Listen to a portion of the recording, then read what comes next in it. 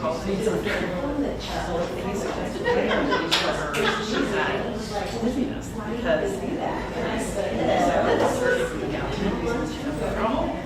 and so she's just like dizzy. So when I left, and she actually was sitting up for like 2 days. But she didn't bring me. They go that they're gonna go and actually do it. She can have her head to do so. Oh, I'm so sorry.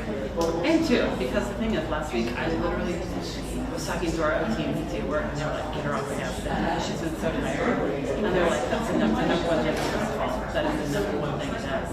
And so then I talked to my friend about that. No, ever.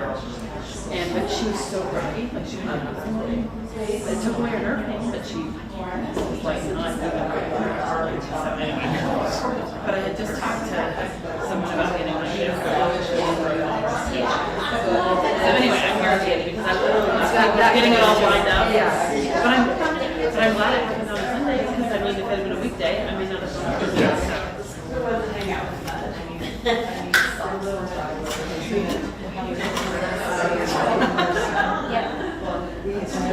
Speak about the budget.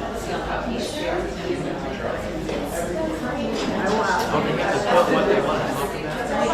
That's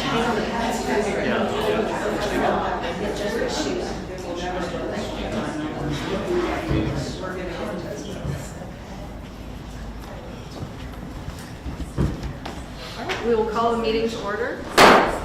That was fun. And then we'll start with the Pledge of Allegiance. I pledge allegiance to the flag of the United States of America and to the republic for which it stands, one nation, under God, indivisible, with liberty and justice for all. All right, well, you will have all noticed that I am not Mayor Schultz. It's my pleasure tonight as the council president to preside over the meeting while Mayor Schultz delivers his daughter back to college. We will get started this evening with public input. This is budgeting season, so the first part of the public input is dedicated to the budget input. I don't see anyone signed up to speak to the budget, but last call if anyone would like to speak on that topic. Okay, we do have a couple of other folks signed up to speak. I would call on, it looks like Quade Burkhart.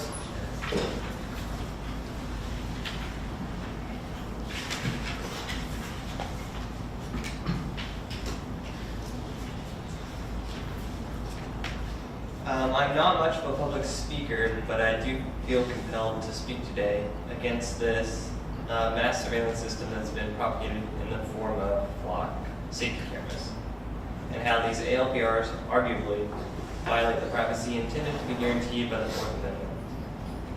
These ALPRs are AI-powered cameras that capture and analyze all passing vehicles, storing details such as location, date, time, vehicle make, model, color, stickers, dents, and other identifying features, often turning this information into a searchable database. This information is gathered and stored regardless if the driver is suspected of a crime, and often retained for months or years, with few or no restrictions to protect privacy rights. This constant surveillance basically generates a detailed mosaic of those that pass in front of them, where you go, who you meet, what routines you have, etc. Not only can it effectively be used by police as a dragnet, but there have been many accounts of this data being weaponized and abused by law enforcement, even here in Kansas. The Fourth Amendment doesn't stop police recording in public, but with this new advanced technology performing broad, suspicionless monitoring, sidesteps warrants of probable cause, and it brings serious constitutional concerns. Is the city of Lindsborg so crime-ridden as to feel this surveillance is imperative over all the negatives surrounding it? Nearly 100 cities across the U.S. have realized these very real concerns and have terminated their flock contracts. I hope there could be one more added to that list. Thanks for being here. All right, next we have Kerrigan Guthrie. I'm also here to talk about the flock cameras. Quade laid out a lot of the good points there, and I would expand on that to say that this feels like a matter of trust. By monitoring all of us and logging it into an AI database, you've essentially said that no one is to be trusted.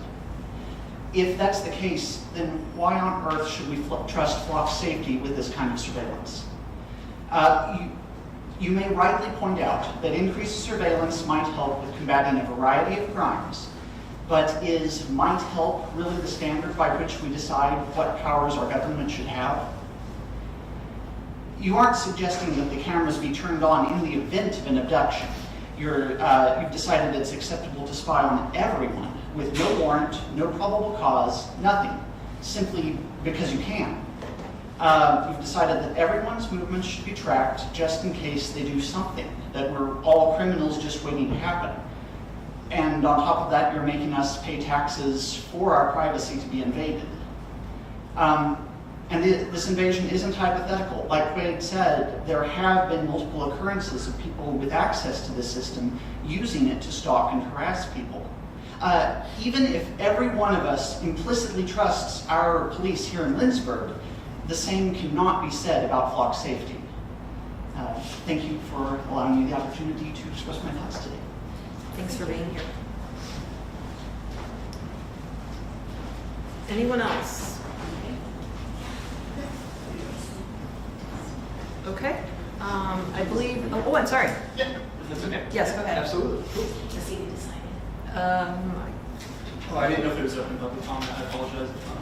If I can just get you. Yeah, my name's Gabriel Wilson. Awesome, thank you. Okay. So as I first considered as to whether or not Lindsborg ought to continue using flock cameras, it occurred to me that we are simply a drop in the bucket. After all, we have 3, soon to be 4 cameras, is that correct? Out of the 120,000 cameras flock operates nationwide. If we can manage to find a way to use them ethically and implement accountability measures, then why not? If you don't have them here, they're still everywhere else, like you. I was driving today down I-35 and I saw several, McPherson, Salina, Wichita, whatever. They're everywhere. If you don't, and there's also real benefits. Your Amber Alerts, Silver Alerts, vehicle theft, police investigation, etc.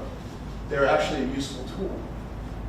But as I reflected on it more, the thought occurred to me, what's next? Companies have a tendency to want to improve on their products, innovate, find new things to sell. So I looked into what new products Flock is offering. There are many. Some of them are very useful, such as gunshot detectors, a seemingly great product. However, there are a couple products that stood out to me. One of them is called Condor. It's a pan-tilt zoom camera that is capable of clearly reading a text conversation of someone passing by. And this one specifically gets mounted on high buildings and then will actually just like track people walking by the building or something like that. There's also Aerodome Alpha, which is a drone that has similar optical capabilities. So what happens when they integrate AI with those systems? Surely that's next. And to be sure, I'm fair, they're totally useful tools, but who's to say that in 10 years we wouldn't have something like that here? It's important to note that the 2 major venture capital backers for Flock are Andreessen Horowitz and Peter Thiel's Founders Fund. If you look into the type of companies these VCs invest in, or in Thiel's case, the company he actually runs, Palantir, you'll find there is a trend. They seem to be very interested in proliferating mass surveillance tech throughout the entire country. It's almost as if it's like creating a panopticon of sorts. So it's not a huge stretch to say that these systems could be, now or in the future, used for some sort of totalitarian agenda.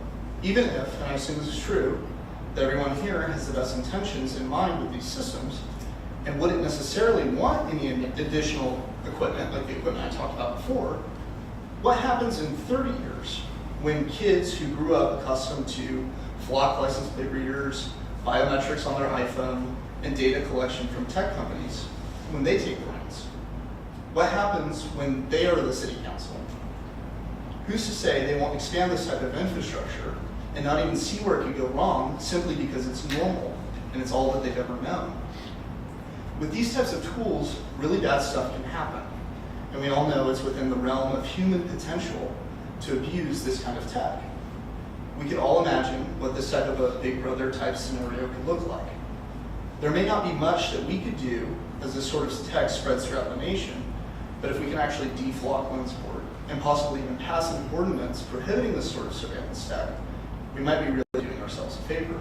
And I just want to clarify, like, I understand the likelihood of, like, our police department abusing this is probably extremely low. Even though, you know, human tendencies might exist, I don't think that that's a huge issue. But this stuff is collected on a national level, and we, as it stands now, simply have to take, you know, Garrett Langley and Flock's word as to what they do with the data.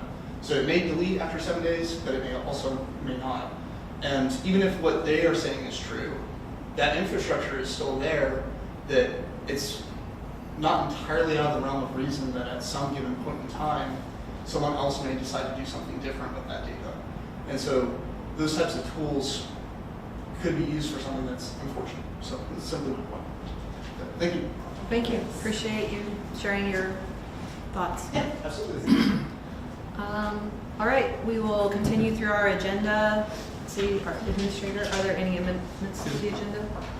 Is there anybody else going to speak on that issue? Apparently, is it fair to ask Chief to come up and give us a rundown of what the use is? Are there safeguards? Could you speak to that? Is that fair to ask him or not? We have it on the It's on its own agenda. new business. My apologies. Yeah. Thank you. I mean, I knew that was down there later, but, okay, We can we're good. No, we can rearrange if we want to do that first. Does anybody, do you No. want to do that or? we'll do it there. Okay. All right, so that is no to amendments to the agenda. All right. Mayor's report will be a quick one. As I said, I'm standing in for Mayor Schultz this week. I just wanted to take the opportunity as he is away delivering a student to college. It's a time for all of us, of course, to recognize this back to school time and wish all of our students, parents, staff, everyone, teachers, I still left off the most important one, our best wishes as we return to school. And I think everyone should note that of those of us here up front tonight, it's 1, 2, 3, 4, 5 are current or former educators. So we appreciate all that you all contribute. Okay, moving on to the consent agenda. The consent agenda is routine items that are enacted by one motion. There will be no separate discussion unless a council member so requests. I would entertain a motion to approve the consent agenda. So moved. Second. I'm sorry, I missed it first. Beat me. All right, Roxy, whenever you're ready, if you call roll. Councilmember Smith, Yes. Palmer, Yes. Larry Lysell, Yes. Bruce, Yes. Johnson, Yes. Erica Lysell. Yes. All right, motion passes. Thank you. There are no appointments tonight, I believe, Yep. and no committee or staff reports. Yes, ma'am. We're doing our best with this long agenda to keep things moving. Short, yep. All right, we will move right into new business, where I will call on Tanner to kind of introduce our speaker tonight. Thank you, Council. A couple of weeks ago, we received a budget request from Josh Doak, who is the president of the LCDC, or Lindsborg Child Development Center Board, with a request for public support of the Child Development Center. Specifically, the group is making a utility credit request. You will notice in your packet the agenda item that I'm reading off of, as well as a policy that it describes how we are supposed to allocate public funds. And I will also note that Mr. Doak followed the process of producing a budget request during budget season, so I will turn it over to him to share that information with us tonight. Dr. Doak. Sorry about that, yeah. I don't put those on many pieces of paper. Sorry about that. So yes, I am the recent president elected for the Lindsborg Child Development Center as of July. I've been on the board for the past 6 months or so. Currently, my 2 children have attended LCDC for the past. Jasper is 3 years old, so he's been in there ever since month number 2, and Denver, our newest, has been there as well. I was on the board in the fact of the board members that were on there had been on there for a good amount of time and was looking for some parent support on the board. So I joined that, and it's due to my past job in Wichita did not take much of a larger role. But due to my changes in circumstances of working here in Lindsborg, I wanted to kind of take a further step to kind of help our current board be able to take some of our leaders to take a step back, as well as myself to take a little more active role to kind of help with that. Over the past 6 months, LCDC, I'll refer to it, we were going through some financial struggles due to the fact of some of the operational things we're going with our payroll, as well as with our, I would say, stagnant enrollment. We're kind of sticking on your piece of paper. I shared that we have about 40 plus students within our facility, and that's kind of where it's been floating around for the past couple, 6-7 months. Haven't had much influx either way. So lost some, brought some more in, stability. But due to increased costs, increase of payroll, just trying to make sure that our students have the right education in there, as well as trying to retain some of our current staff that are progressing in early childhood development, have been there for a long period of time. Some of our expenses has overcome our income. And so previously our rates were probably higher than they should have been for our Lindsborg community. So us as a board over the past couple of months have taken an analysis of seeing the numbers not really coming in, increased expenses, and realize that we have to make a change. And so we've determined that over the past month or so that we made a decrease within our enrollment per week cost. So instead of being $275 for our infants and toddlers, it's now $235, and we decreased it from $225 for our pre-K and our preschool down to $215. Those are numbers that allows us to manage the best we can with our numbers until enrollment gets up, as well as make sure that we stay competitive. We're still higher than most places around, but staying competitive within the other areas. Due to that, we have gone to the McPherson County Community Foundation. We have an endowed fund there for tuition and programming, and we've received some support for some for costs against that principle. Trying to just make sure that we keep the doors open. We've been at those conversations of where we have to either decrease staff, decrease students, or make no changes and not provide a service to Lindsborg. So along with that support from McPherson County Community Foundation to help to make sure that the doors stay open and we can continue to enroll students and further increase the families that we impact, our request also is to the city to assist with opportunities to have some utility relief, honestly, for the next couple, for the next months that we utilize it, so we can further increase our enrollment, but also stay with our current faculty and also hopefully as we get to our numbers of about 60 that we can also see an increase. The other aspect on your form that you will see is that we serve a majority of Lindsborg residents and a majority of the school district residents. So that includes Roxbury, Smolin, and Fallon. The other individuals come from the McPherson area or the Salina area. And so we also, as you can see on there, we have about 33% of our children are on some sort of assistance through child care assistance. So as you can kind of imagine, when we had a large, high tuition cost, when individuals just got on our website without even knowing about the assistance that we could offer, it never came to us because those numbers were too high.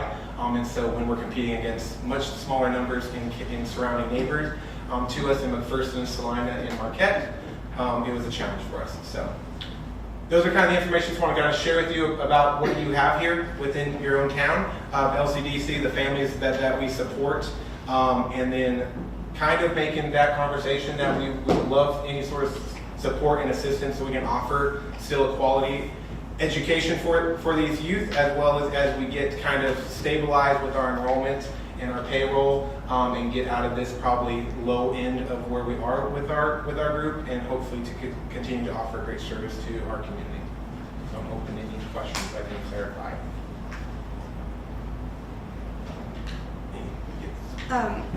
Does the 47 include like the school age kids that come Correct. for the before and after school? Correct, yes. Okay. And we have, and those consist of anywhere between 6 to 11. It all kind of depends on when school's in session, when it's not school in session. And we consider all those individuals full-time, even if they're there all day. But we have a pretty hard cap on that number just because of our space. It's maybe not specifically meant for large school age, but we do offer, but we have transportation services offered through the DALA van whenever it comes to school age children as well.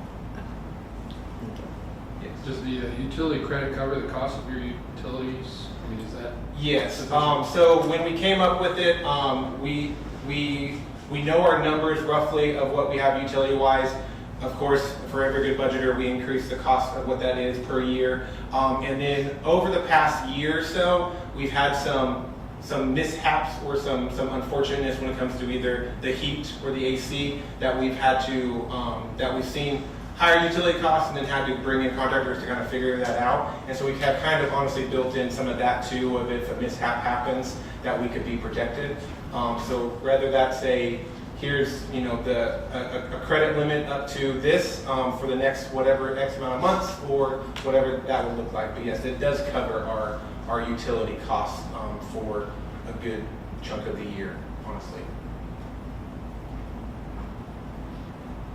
So I guess this is kind of implied, but I want to ask it straightforwardly just to give you a chance to confirm. But I assume if you reach full enrollment, then the books balance. Is that? Yes.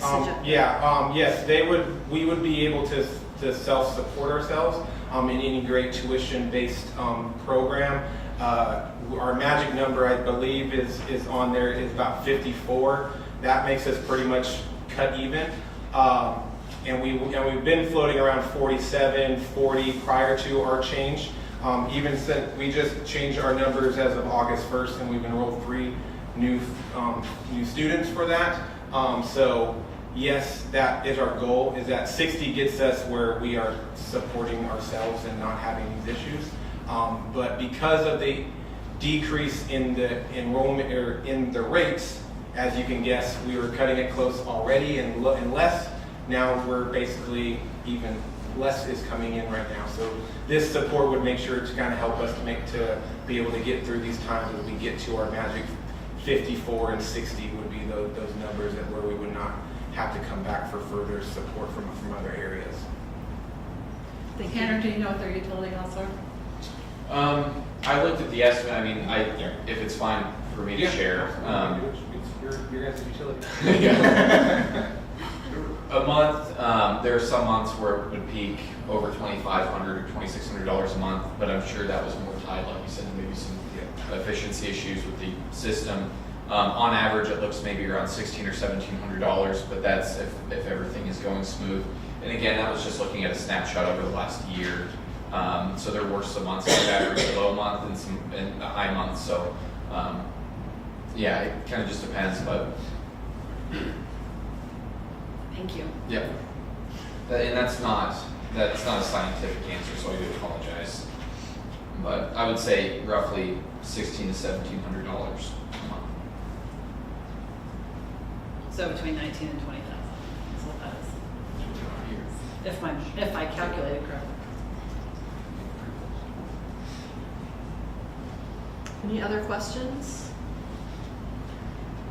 I think the intent today was to receive the information and then we would act on this request at a separate subsequent meeting. All right, thanks very much for I will being leave here. also new flyers here for anybody that would like to know more about what we're offering and our rates and everything like that. So, Thank you. Thank you. Thanks so much. All right. We will move on to the next set of agenda items, which all have to do with a commercial rehabilitation grant. So Tanner, we'll let you kick those off. Thank you. Well, thankfully we're joined tonight by Brett Wagner, who is with Governmental Assistance Services. He joined us back in May, I believe it was, or maybe even a little bit earlier, when we adopted resolution number 8-2026, which provided support for the application of CDBG commercial rehabilitation funds. Significant effort has been put forth by the applicants to prepare the required information for the submittal of the CDBG commercial rehab grant. And then I'll just kind of go through some of the things we'll vote on, and then I'll turn it over to Brett here. So there will be 4 separate motions. So as required by the grant, we have to open and close a public hearing for those that want to speak on the CDBG grant itself. And then we will adopt 2 resolutions. We'll require separate motions for those to adopt them.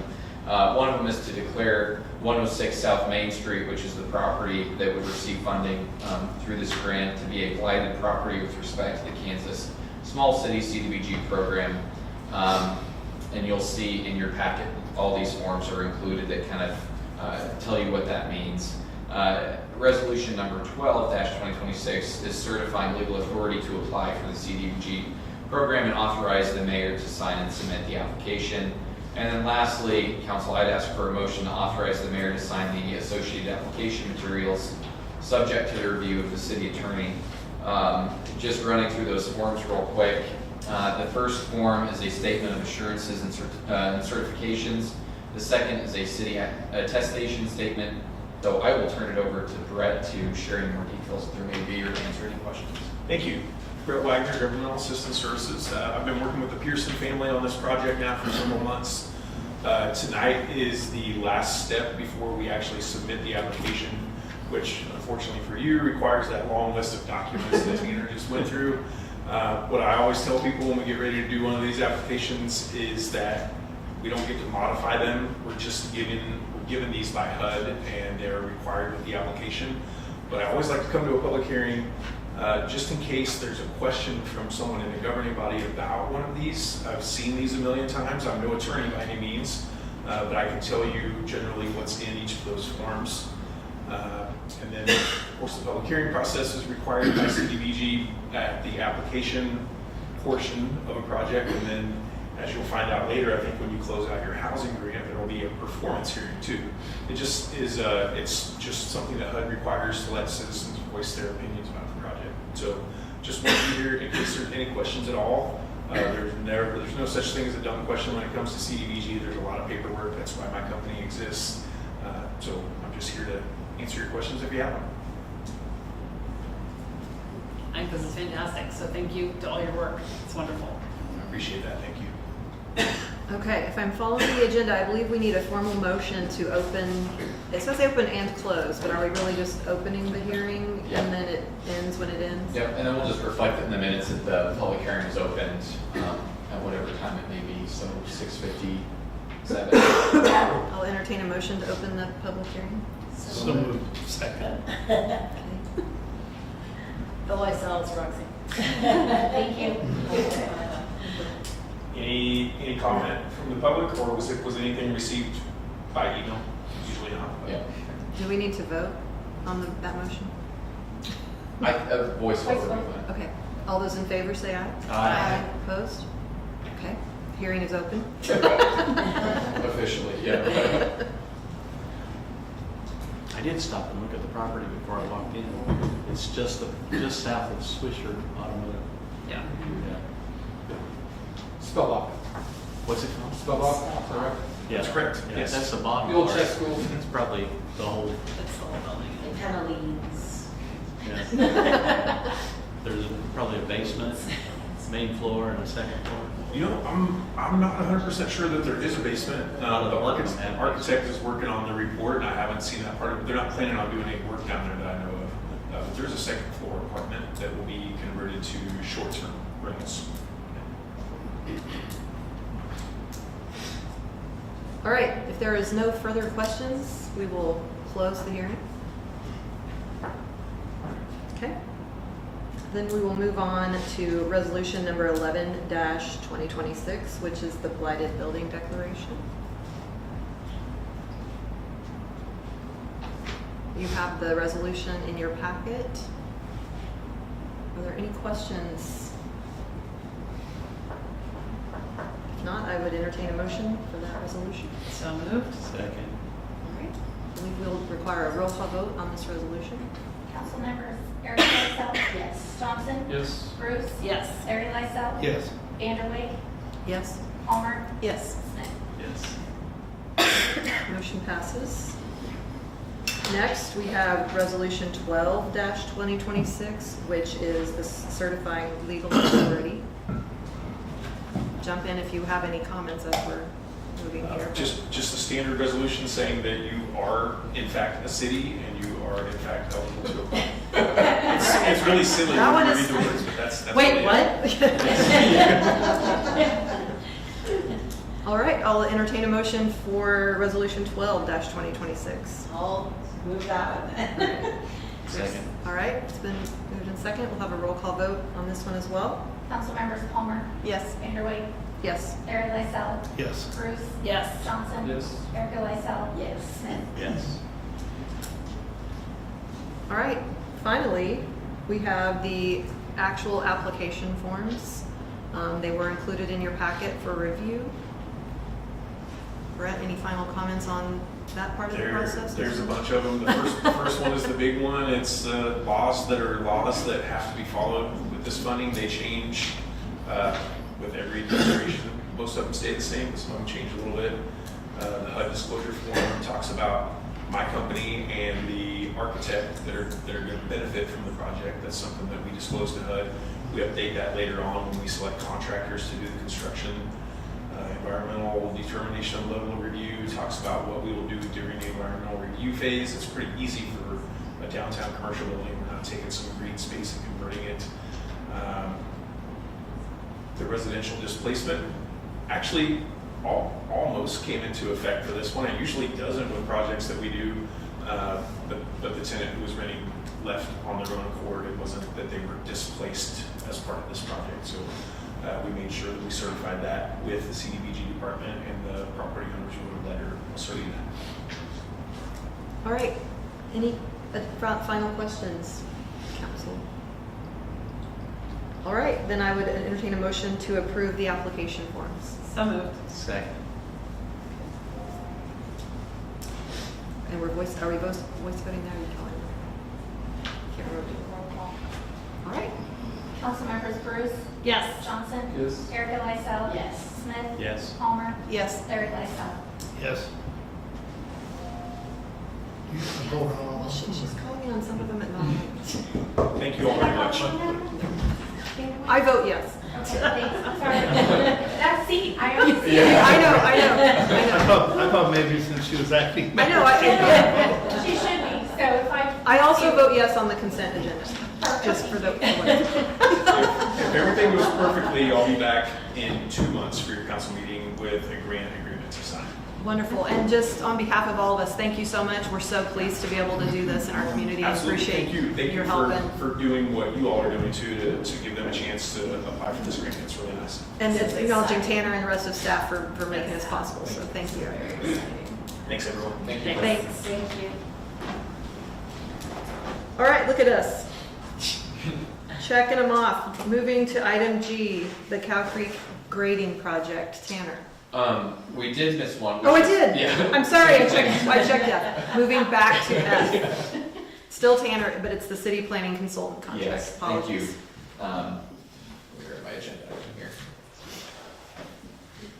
So, I've been here a little over a year, and I've worked very closely with Milton on a number of complex city planning matters, and as a general rule of thumb, I've built a very good network with a lot of people in the field. So reaching out and having those discussions, and some of the questions that I've asked some of my peers relating to some of these more complex matters, their answer is, well, we have a consultant.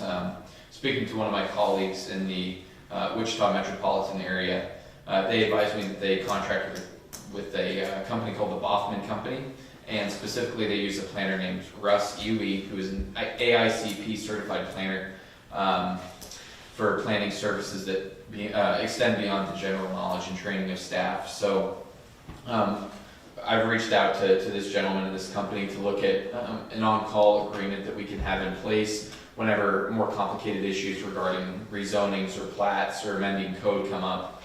It'd be nice to know that we have somebody on call to reach out to. A couple of things that I want to point out in this agreement. There is no retainer fee. It's a flat $150 an hour fee for consultation services. And it does set a cap within the agreement not to exceed 8 hours a month unless there's a exception granted by the city. There's also, it allows us to work our way out of the relationship with a 15 days notice. I feel very comfortable that this agreement will serve us well when needed. And I appreciate the flexibility that it provides us. So looking for the council's approval of the agreement with the Boffman Company for city planning consultant services. Council, are there any questions on the motion? I do have a question. Is it an exclusive contract, or would you be able to consider other? We would be able to consider other vendors as well. So. And I have had some conversations with a number of other companies, and with the format of the agreement, I think there's not much to lose. If it's not a good relationship or we're not getting what we want out of it, then we can back out pretty quick, and that's mutually understood by both parties. That's, I thought I read that's what he said. So you don't have to use 8 hours a month though, but that's Correct. the most you can. Yep. So and I think what that does is that just kind of controls us from going out and having them do all our work and spending a lot of money. So again, it would be consulting on very complex cases that we just need a second opinion on, or to provide some guidance to either the city council or the planning commission. Any additional questions? All right, I would entertain a motion to approve this recommendation. And I do want to just be clear, I do think this would be a contract with the Boffman Company that you could change later if necessary. But this resolution would be specific. Approval of the contract with the Boffman Company at a rate of $150 an hour, not to exceed 8 hours a month for city planning. Is there a motion? So moved. Second. All right, we have a motion and a second. Roxy, would you please call the roll? Councilmembers Johnson? Yes. Erica Lysell? Yes. Smith? Yes. Palmer? Yes. Vanderway? Yes. Sarah Lysell? Yes. Bruce? Yes. All right, motion passes. Thanks, everyone. And now we move on to the Cow Creek grading project. Well, thank you, council. This is a project that's been discussed, at least since I've been here, but even extending several years beyond that. Denny and I have had a number of very productive conversations with the landowners directly north of city limits. Cow Creek currently kind of dissects their property, and so several years back we had Wilson & Company, who's our on-call engineers, do some plans to see what it would take to extend Cow Creek and provide positive flow out of town and outside of city limits. They produced the scope of work, and with several very positive conversations that Denny and I have had with the landowners, they are dirt contractors as well. We've kind of come up with a proposal to the council to be able to move forward with that first phase of Cow Creek outside of city limits. I will point out with the pictures that were included in your packet, currently, whenever we've done some work on Cow Creek within the city limits, it takes us to the northern edge of the boundary, and then obviously once you get out into the county, it's outside of our jurisdiction. This would allow the water to completely flow out of town, which I think has caused a lot of isolated ponding and flooding on the north side of town. Attracts mosquitoes, obviously can be a safety concern as well. So I think this would be a very good step in the right direction in terms of flood control. Have talked to our engineers, and they're on board with us moving forward. I will also note that with the price that was provided from the Kadings from their dirt moving business, it was lower than the cost included with the estimated cost for May of 2024 from Wilson & Company. And this project also follows the same scope of work that the engineers provided. So just looking for the council's guidance on this, and asking for a motion to authorize us to move forward with contracting with the Kadings to do the dirt work to maintain positive flow outside of city limits. Okay, so I just want to ask clarification real quick. Yeah.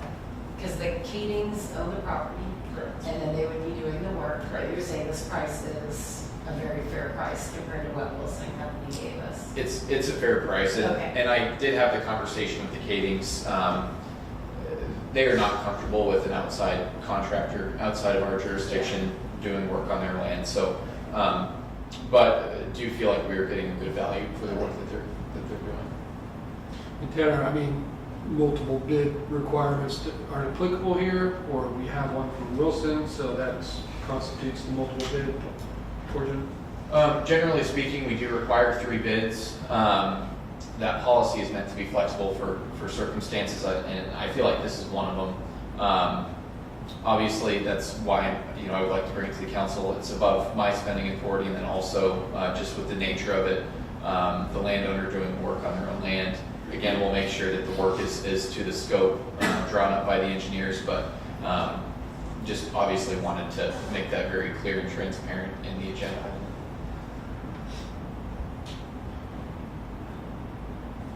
And this is a question born of ignorance, not, but they are professional services that do that type of work. Correct. Yeah, and insured and everything like that. And so one of the things, if this is approved tonight, I will be working with our attorney to make sure that we get everything documented properly to obviously limit liability for the project.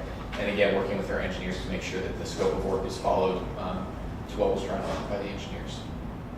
And just out of curiosity, if we had another bid come in lower, since they own the property, could they refuse to let them on the property? So this project was not bid because it was, it was a mutual thing with their land outside of our jurisdiction. So we won't open it up for bids. I get that. But they would not be comfortable with us letting somebody else in. Okay, I just wanted to double check that. Yeah.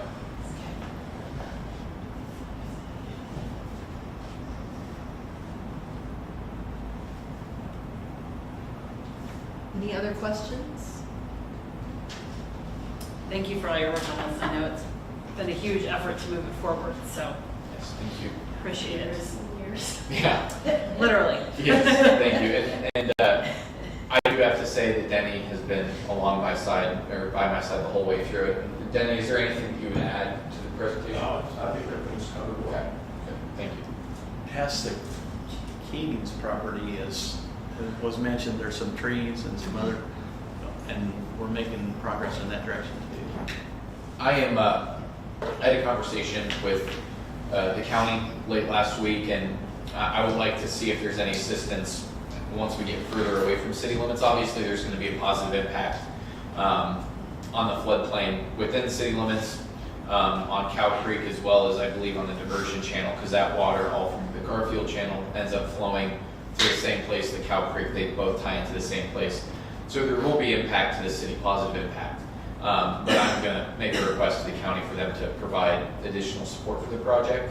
But that is being discussed currently, and again, at the direction of council, we'll be bringing that back here shortly.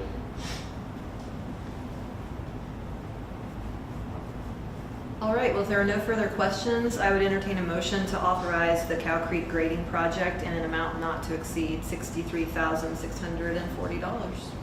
So moved. Second. Any discussion on the motion? All right, Roxy? you can call this. Councilmember Smith, Yes. Palmer, Yes. Vanderway, Yes. Barry Lysell, Yes. Bruce, Yes. Johnson, Yes. Erica Lysell. Yes. All right, and just didn't mention this previously in the discussion, but for those present, it was paid for out of the stormwater utility that we've been collecting since the flood a number of years ago. Yes, thank you for pointing that out. That's a great point. Yeah. Okay. Now we will move on to flock cameras. Get it passed. I would ask that we recognize Chief Reed to come share this agenda. Yes.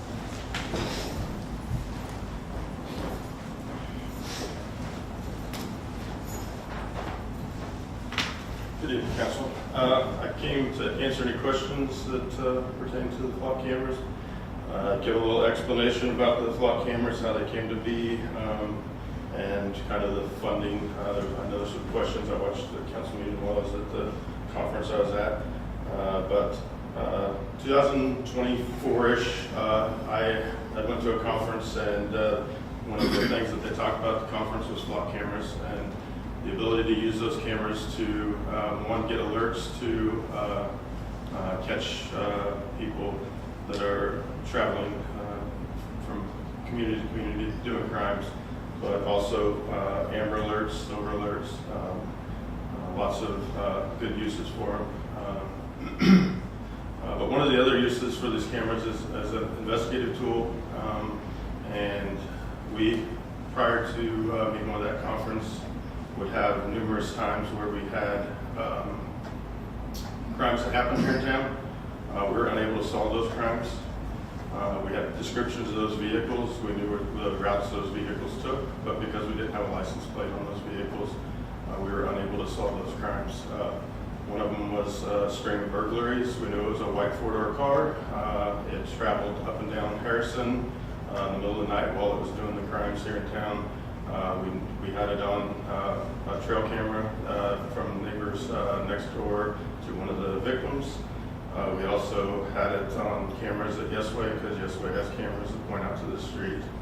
We had it traveling in town, but and I do know that it went north out of town because the purse out of one of the vehicles was found in the ditch north of town and was recovered. But we were never able to solve that crime because we had no license plate or way to identify that vehicle.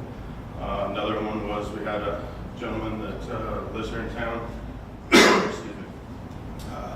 He had his trailer with multiple mowers and weed eaters, and I believe it was over $20,000 of stuff that a truck came into town, hooked onto his trailer, and drove out of town with it. It was a extended cab Dodge truck. We had it on the cameras here in town, just like we did the other vehicle, but we had no way of identifying that vehicle and figuring out who it was. So still to this date, we have not solved that crime or recovered anything from that. And so that citizen of Lindsborg is out that money, besides insurance possibly paying it back. Since we've implemented the cameras, we've solved hit and run accidents by being given a partial plate. We've solved hit and run accidents just because of the description of the vehicle that was given. And we've had cars that were stolen from here in town recovered just days after they were stolen from town. We were able to put burglary suspect to burglarize the vehicle in town because of his vehicle coming into town in the middle of the night. And so it is a good investigative tool for us. That's what we use it for. There's a transparency portal that you can look at that shows the uses that we use the cameras for. In the last month, we've used it twice. We don't have officers that are jumping on there searching the cameras for anything other than a case that they're investigating. We have had some changes with Flock since we implemented them. First, we implemented 2 cameras, one on the north end of town, and then shortly after, one on the south edge of town. But we came to council in 2024 and asked to install these cameras because we had applied for funding to pay for these cameras, federal funding, and we were told that we would receive that money in 2025. But then because of cuts in the federal government in 2025, we did not get approved. So then they contacted us and told us that we would be moved to 2026. So the reason that the funding waited to come to this year is because of the federal cuts in 2025. Beginning of this year, we were approved for $78,000 to pay for, we had requested 5 cameras, 1 for each entrance into town for 5 years. And so we were awarded $78,000 by the government to place a camera at each entrance into town so that we could have a camera that takes pictures of the vehicle and the tags as they enter into town. And then there's some other confusion about it, that we just applied for that funding because it was approved in the appropriations bill, but we have to apply to the Department of Justice. That's who facilitates it. And so it was awarded to us, but for us to get the money and be reimbursed, we had to apply to the Department of Justice, which is We've used the Department of Justice for our bulletproof vest grants, which we apply for and use on a regular basis, but it's the same thing. They award money, and then after we would pay for the cameras, we then send in for reimbursement through the Department of Justice. So. Thank you. That was my question on the last council meeting, so I appreciate that. Yeah. That makes sense. So I'm here to answer any questions. I do understand citizens' concerns about the cameras. Law enforcement is entrusted with a lot of personal information, not only with these cameras. We're entrusted with personal information with your license plates. Your license plates have almost everything about you because you know that when you go and register your vehicle. We're entrusted with, every time we stop you, we're entrusted with all your information on your driver's license. So I think our profession there's a small number of people that make it look bad for us, and even in this state, there's a few people that have used those cameras to the negative, and they've lost their certification. They're no longer in law enforcement, which is what should happen. We have audits set up on our flock camera usage. Flock is making changes to actually automatically audit and shut out officers if they believe that they are using them inappropriately. And so I am a firm believer that they are a good investigative tool for the city of Lindsborg, and that they will assist us in better doing our job.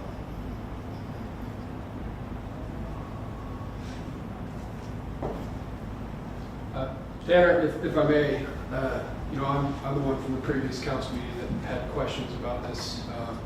Tanner actually provided the flock policy to us. I reviewed that policy and I had some follow-up questions related to it.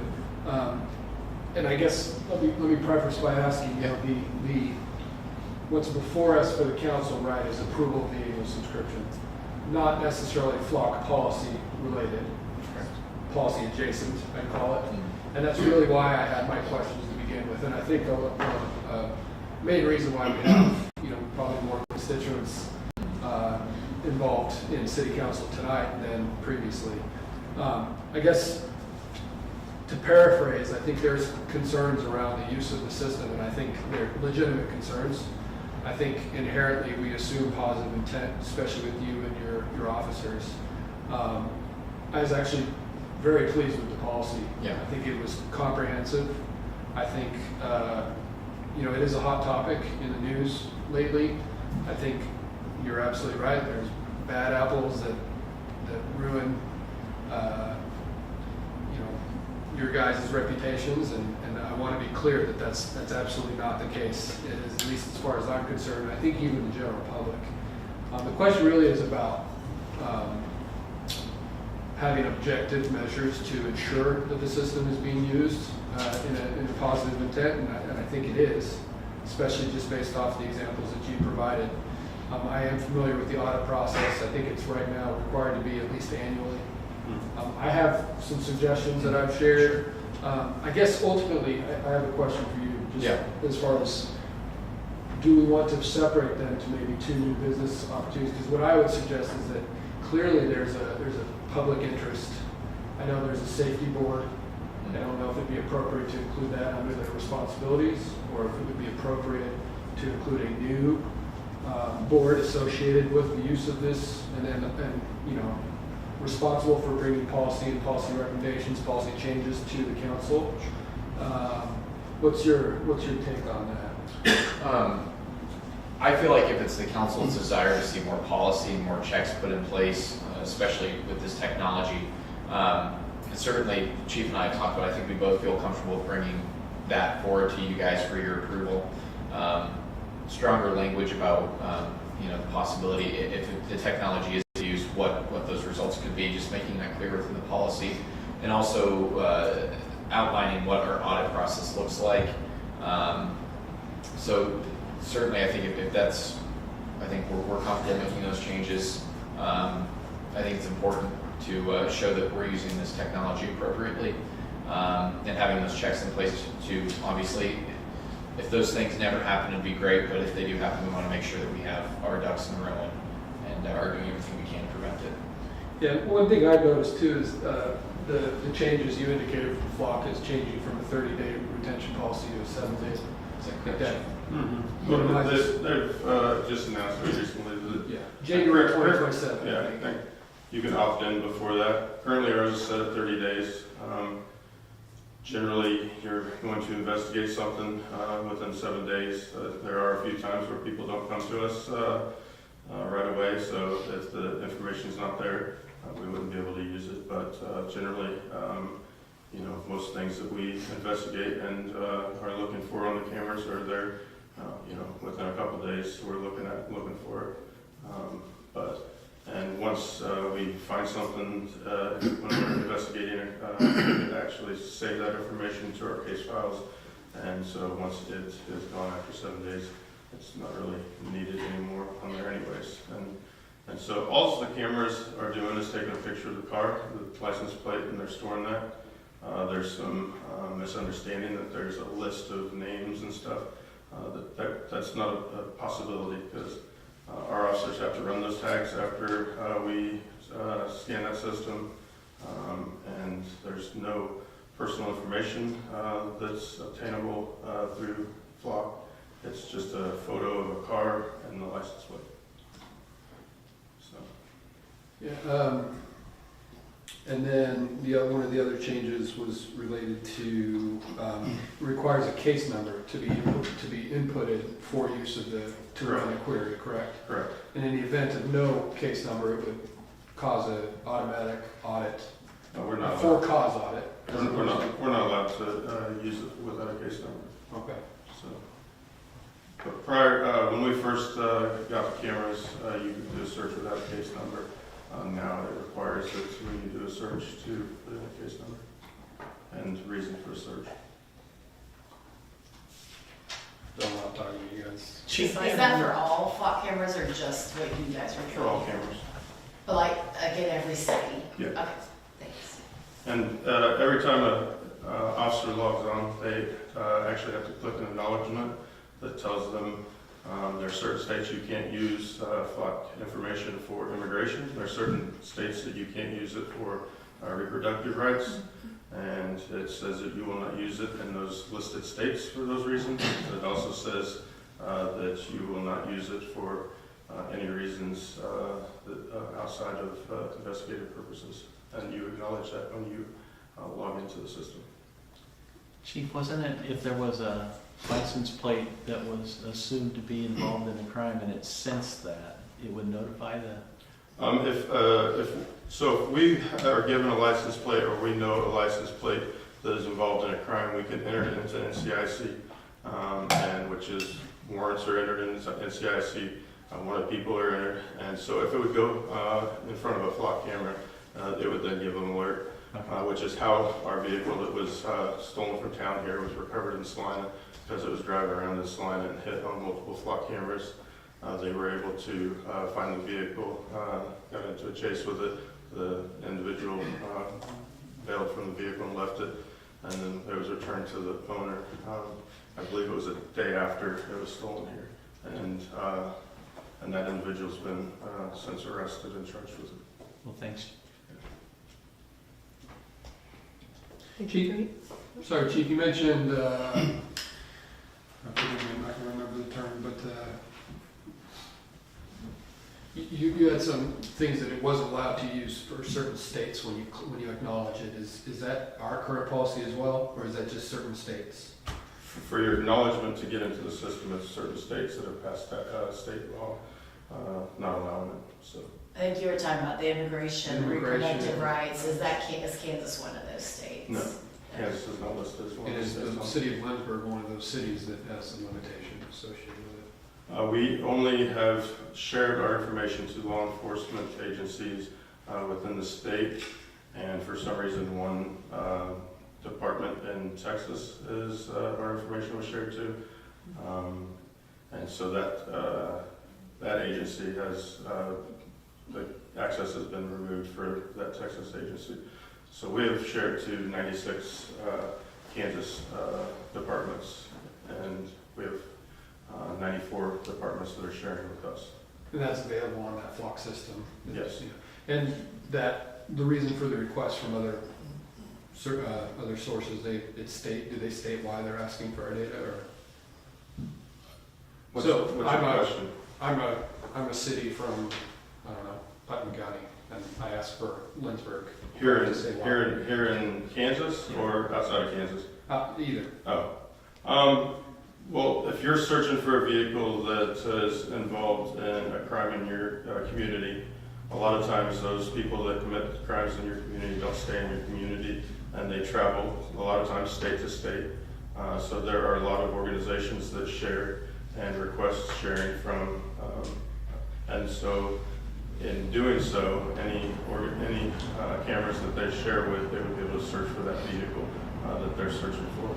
Forgive me, Chief, I was under the impression that for our data to be shared with another agency, enforcement agency, whoever, they have to request our data, and then we approve that request.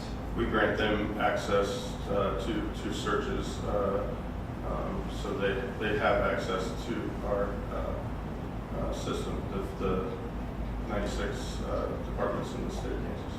And when they give that request, we acknowledge it and provide agreement to have our data? No, they request us to share our information with them, and then we request it from them for them to share their information with us. So if I'm doing a search for a stolen vehicle, I can search our network or the network of the 94 departments that are. It's a data sharing. Yes. Yeah. And they requested how? They fill out a form, it's an electronic request? Electronic request. So it sounds like that might be a policy opportunity for us, right? Like, it sounds like we have a policy of reciprocity with local law enforcement within Kansas, but that's maybe not a formal policy. Am I interpreting that correctly? It's my understanding it's not a formal policy, just an intro. So that I think that's an example of something that we could include. Just make sure is spelled out and define what reciprocities as a city council we are comfortable with. I mean, to me right now, the within Kansas reciprocity seems appropriate, but I would like to see that codified as a permanent restriction if we were to continue. Chief, out of curiosity for civil liberty, when we drive down I-70 and we use our K-tag to go through the toll, how is that any different than Lindsborg having a camera? Well, it's storing your information every time you go through the toll booth, but that's also a private entity that runs the Kansas. It's all run by an organization, not government, so it's actually a private organization. So you're actually providing your information to a private entity that's for profit for the K-tags. For me, everyone, it's about an expectation of privacy, right? Yeah, it's still driving on public roads. Do you have an expectation of privacy? And I don't think you do. Yeah.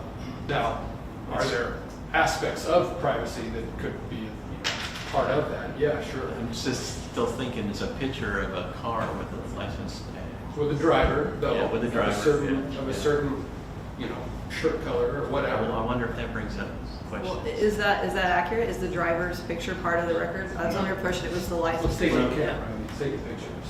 But it's of the license. That's the vehicle and the license plate. You can't make out the people. It doesn't keep track of information on the drivers. It doesn't come off the driver's license. And I mean, just to be clear, the photograph that you get that's stored in the flock system does or does not include anything beyond the license plate. It takes a picture of the vehicle and the license plate, but at the distance that it is from the camera, you cannot make out, especially at You can night. see a blob that's a driver, but there's no personally distinguishing characteristics in the photograph. No. And to clarify, the way I understand it too is if you go on Flock and you access a picture of that license plate or that vehicle, it's not going to automatically tell you information about that person. Is that correct on your end? You'd have to look up that license plate. There is no information on Flock pertaining to anything other than the description of the vehicle and the license plate. Okay, And then the other 94 departments? 96 agencies? Yes, agencies, thank you, that have access, they have to put in a case number Yes. to see that. So there's a number. record that's kept whoever They have to used do it. the exact same thing we do. They have to acknowledge when they log on that they're going to use it for investigative purposes. They also have to put a case number in. They also have to put a reason for the search. Yes. And each individual agency has to send us a request for sharing. And then previous to me being the chief and now me being the chief, we look at those and approve those depending upon who they are. There are some that we have not approved. Like, California, Florida send us requests, and so I've only shared since I've been the chief with agencies within the state, and I've been even the name of the police department in Texas. I'd assume that was maybe approved with multiple other ones when we first started or something. But I don't know why we had one from Texas that was approved. So absent an advisory board or something like that, could we do a request for public interest in different topics that we want our policy to cover? I certainly think over the next couple of meetings, we can, put our brains together and come up with some policies that address some of these concerns. And then when it's time for the next contract renewal or the annual payment that we would make with Flock, I think, certainly at the time we can continue to have these conversations. Just like any policy, I think it needs to evolve with the technology, putting guardrails in place to prevent it from being used inappropriately. So with the direction of council, I feel comfortable. I've made notes about several policies that I think we can look at and implement either within the current policy or if we had another policy outside of our Lexipol kind of handbook for the police department. So I don't know, like, again, the what's before us now is approval of a renewal of an annual subscription, correct? Correct, and that was one of the things, whenever I started, I felt like it was appropriate with our spending authority. Our spending authority is $5,000. Anything over that comes to the council. In the past, with a contract that we know renews every year, the council somewhat bound us to a decision long-term, so we would kind of just do that contract automatically. I felt it was appropriate to bring those contracts back. This is one of them. In the past would have just been renewed. Obviously, if it was a contract, this was more of an annual payment this time around. So I believe our contract renews, is it every other year with Flock? No, it's every year. Every year. So the contract itself renews. That's something I feel like should come to council as well. But this is just the annual payment itself to authorize staff to make that payment. And obviously, if the payment's not made, that's probably will be the end of using Flock. Can I speak to that? So the bill that is submitted to me right now is for the first two cameras. The first two cameras were installed in 2024. We then came to council and got approval for a third camera in 2025. That camera has since been installed, but it was May of this year before they finally got it here and got it installed. That's on the corner of K4 and Coronado. And so that one, once installed, is when the contract started on that one. So it would be May of next year that one would come forward. If we are going to add the other cameras that we had applied for funding for, once in October, once we know that we have that funding, because we actually budgeted for the funding of these three cameras we have. We didn't budget for the other two because we anticipated by the time we would get the funding in 2025, we would just pay for the rest of them with the money from that grant. And so we would have to bring those other two to council after October for approval before we would put them up. And so I think that would be a good time to have a conversation about any changes to the policy or retention or access.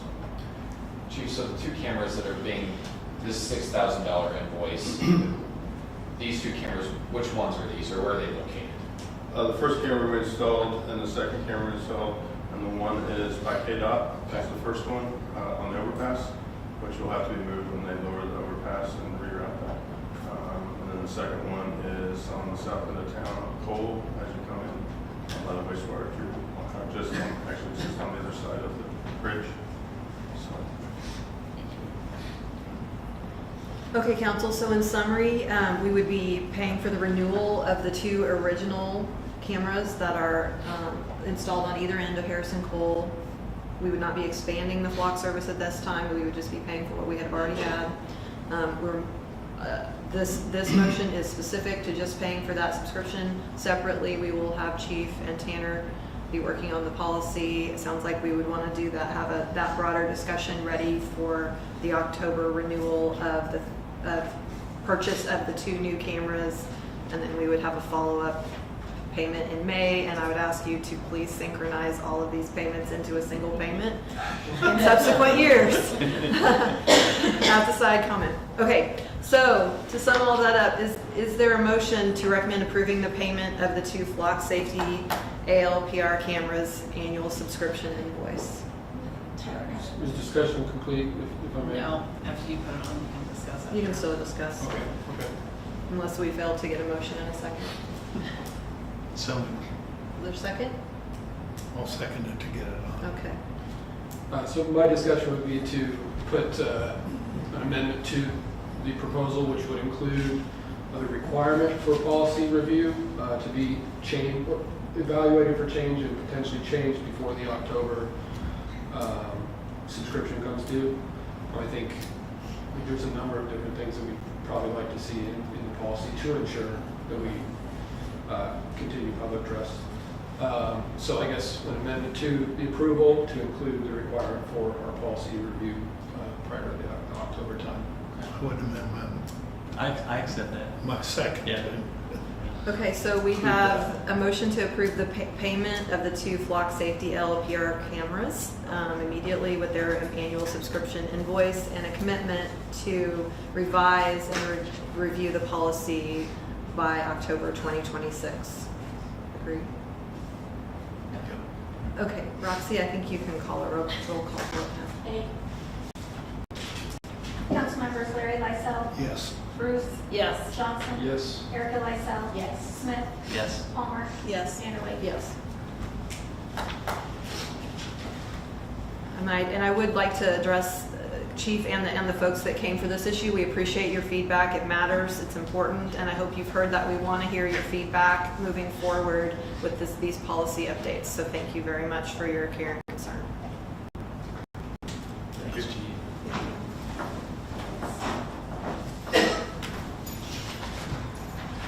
All right, we are going to lighten things up here with agenda item I. Service in Lindsborg. Did you bring drinks with you for this vote? I'm drinking anymore, so this is ironic. I'm the one here doing this. So Roxy, if you want to tell us about Resolution 13, 2026.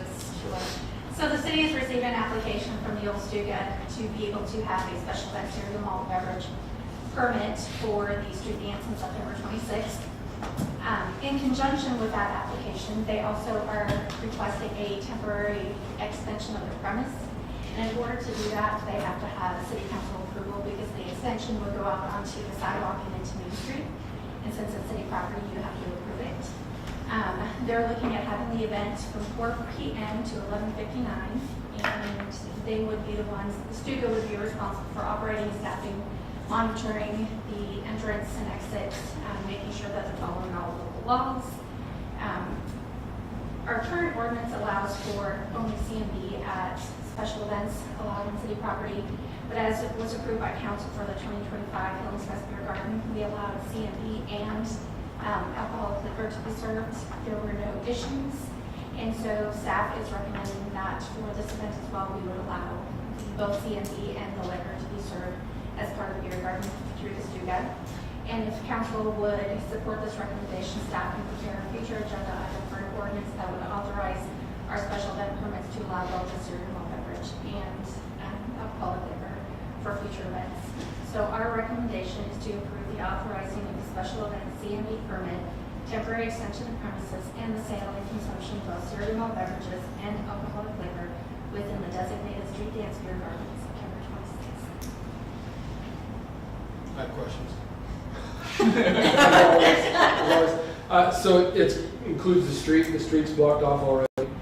Yes, there's going to be barricades for the street dance, and so the beer garden would just be a part of the sidewalk and a little bit of Main Street. And But it wouldn't be all of Main orange, Street. snow type? Yeah, there would be like snow cone or snow fence. Snow fence. Snow fence. I'll be there. Yes, snow fence. Very good, thanks. Yes. Are there any other questions? No, absolutely. Questions are fantastic. Yes. Okay, if not, I will entertain a motion. So moved. Second. Thank you. All right, are we, Okay, yes. yes, go ahead. Council members Palmer, Yes. Smith, Yes. Erica Lysell, Yes. Johnson, Yes. Bruce, Yes. Sarah Lysell, Yes. Sandra. Yes. Don't jump my time. My yes. Oh, I'm sorry. I thought she called on me. All right.